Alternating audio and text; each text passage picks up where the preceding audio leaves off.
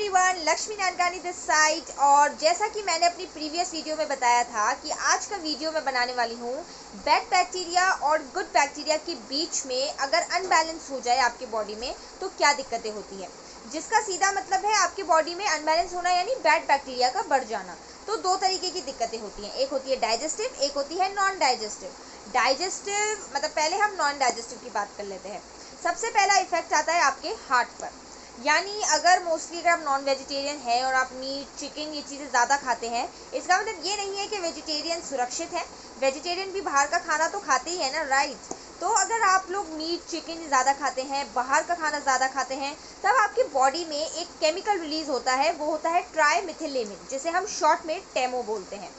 ये क्या होता है, ये आपके बॉडी में कोलेस्ट्रॉल को बहुत तेज़ी से बढ़ाता है और फिर वो जो कोलेस्ट्रॉल है वो आपकी बॉडी में प्लेक्स बनाते हैं जो आपके बॉडी में ट्राइग्लिसराइड्स में बाधा बन जाते हैं और इससे सीधा सीधा आपके आर्टरीज पे अफेक्ट आता है। यानी अगर बैड बैक्टीरिया बढ़ा तो टेमो बढ़ा, टेमो बढ़ा तो मतलब हमने बाहर का खाना खाया तो टेमो बढ़ा, टेमो बढ़ा तो कोलेस्ट्रॉल बढ़ा, कोलेस्ट्रॉल बढ़ा तो ट्राइग्लिसराइड्स में बाधा आई और ये सब चीज़ें मिलकर आपके आर्टरीज के लिए दुखदाई हो जाती है और आर्टरीज में प्रॉब्लम आना यानी सीधा सीधा आपके हार्ट पे प्रॉब्लम आना। दूसरा आपके किडनी पे इफेक्ट आता है।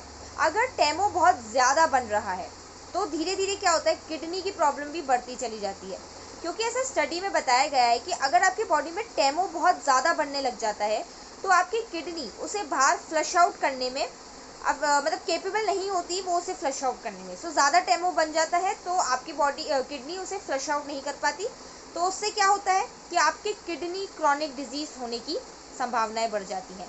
तीसरा आपके ब्रेन पे इफेक्ट आता है, क्योंकि जैसा मैंने पहले भी वीडियो में बताया था कि ये जो गट बैक्टीरिया है और जो बैक्टीरिया है आपके इमोशंस पे, आपके ब्रेन पे सीधा सीधा अफेक्ट डालता है। तो होता क्या है कि मानिए हमने किसी चीज़ को फील किया, हमने किसी चीज़ को देखा, हमने किसी चीज़ को सुना, हमने किसी चीज़ को खाया पिया, हमने वो देखा कि वो खट्टा है वो मीठा है, तो ये सब क्या होती है, इन्फॉर्मेशन होती है और ये इन्फॉर्मेशन सीधी हमारे ब्रेन में जाती है। लेकिन अगर बैड बैक्टीरिया बढ़ा हुआ है यानी अनबैलेंस है बॉडी में, तो ये जो इन्फॉर्मेशन जाने का हमारे ब्रेन में जो प्रोसेस है उस पर बहुत अफेक्ट आता है और जब वो ब्रेन में इन्फॉर्मेशन सही टाइम पे सही तरीके से नहीं पहुंच पाती तो दिक्कत ये आ जाती है कि आपको देखा होगा आपने काफ़ी जनों को मूड स्विंग्स होने लग जाते हैं। मूड स्विंग्स यानी अगर आप देखते थोड़ा टाइम पहले या एक दिन पहले आप देखेंगे उनका मूड बहुत अच्छा होता है, एकदम से उनका मूड जो है ख़राब हो गया तो आप सोचते हैं कि थोड़े टाइम पहले तो बिल्कुल ठीक था और थोड़े टाइम बाद अब जो है वो एकदम से मूड ख़राब, तो उसे मूड स्विंग्स कहते हैं। दूसरा जो है एंजाइटी, एंजाइटी यानी बहुत ज़्यादा हर चीज़ को देख के बहुत ज़्यादा घबराहट। तीसरा फ्रस्ट्रेशन, बहुत ज़्यादा चिड़चिड़ापन अगर हो जाए और फिर ये सब चीज़ें मिलकर धीरे धीरे धीरे डिप्रेशन का भी खतरा बन जाता है। तो यानी आप ये देखिए कि बैड बैक्टीरिया बढ़ने से आपकी बॉडी में कितनी सारी दिक्कतें आ सकती हैं ब्रेन रिलेटेड। नेक्स्ट जो है मैं बताऊं तो नेक्स्ट जो है आपका एक जो चीज़ है वो ओबेसिटी। ओबेसिटी यानी मोटापा। अब ये मोटापा कैसे आ सकता है, बैड बैक्टीरिया बढ़ने से क्या होता है, आपके एक पिट्यूटरी ग्लैंड होता है, पिट्यूटरी ग्लैंड कुछ ऐसे हार्मोन्स बनाता है जो सीधा सीधा आपके एपेटाइट पे अफेक्ट करते हैं। एपेटाइट यानी भूख लगने वाली, जो मतलब सीधा सीधा भूख पे अफेक्ट आ जाता है उनसे। तो क्या होता है उससे कि अगर बैड बैक्टीरिया बढ़े और कुछ पिट्यूटरी ग्लैंड में गड़बड़ हुई तो उससे क्या होता है कि कभी भूख नहीं लगनी है बॉडी को तब आपको भूख लगती है, जब भूख लगनी है तब भूख नहीं लगती। तो ये थोड़े हार्मोन्स में गड़बड़ हो जाती है। तो उससे क्या होता है कि अगर भूख गड़बड़ हुई तो उससे मानिए जब भूख नहीं है और हम बहुत ज़्यादा खाए जा रहे हैं तो सीधी बात है वो खाना कहाँ जाएगा, तो आपका उससे मोटापा बढ़ने लग जाता है। तो ये जो है एक कारण रहता है कि बैड बैक्टीरिया बढ़ने से आपका मोटापे होने का भी खतरा रहता है। नेक्स्ट जो है आपके बॉडी में और चीज़ अगर मैं बताऊँ तो नेक्स्ट है एटोपिक डिजीजेस।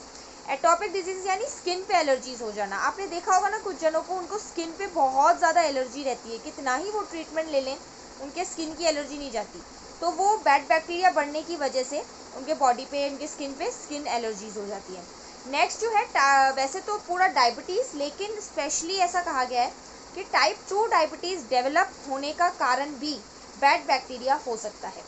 तीसरा जो उसके बाद जो है नेक्स्ट जो है कुछ डाइजेस्टिव इश्यूज़ की बात करते हैं। अब नॉन डाइजेस्टिव तो हो गई, डाइजेशन इश्यूज़ की बात करते हैं।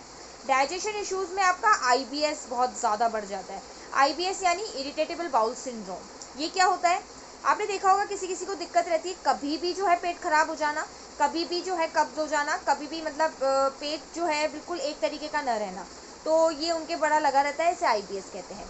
उसके अलावा मेटाबॉलिक सिंड्रोम। मेटाबॉलिक सिंड्रोम यानी उनका मेटाबॉलिज्म पूरी तरीके से, उनका गट, उनका मेटाबॉलिज्म पूरी तरीके से गड़बड़ा जाता है। तो ये जो है एक कुछ डाइजेस्टिव इश्यूज़ हैं जो आपको हो जाते हैं। उसके अलावा भी कुछ हैं जो आपने सुने होंगे, क्रॉनिक डिजीज़ है, अल्सरेटिव कोलाइटिस है, तो काफ़ी सारी दिक्कत है। तो आपने देखा कि बैड बैक्टीरिया बढ़ने की वजह से, यानी आपकी बॉडी में अनहेल्दी बैलेंस होने की वजह से क्या क्या दिक्कतें आ जाती हैं। अब आप कहेंगे कि क्या इसका कुछ उपाय नहीं है? बिल्कुल उपाय है। बैड बैक्टीरिया कम यानी गुड बैक्टीरिया को बढ़ा दीजिए, तो अपने आप चीज़ें ठीक होने लग जाएंगी। तो गुड बैक्टीरिया को बढ़ाने के लिए क्या किया जाए?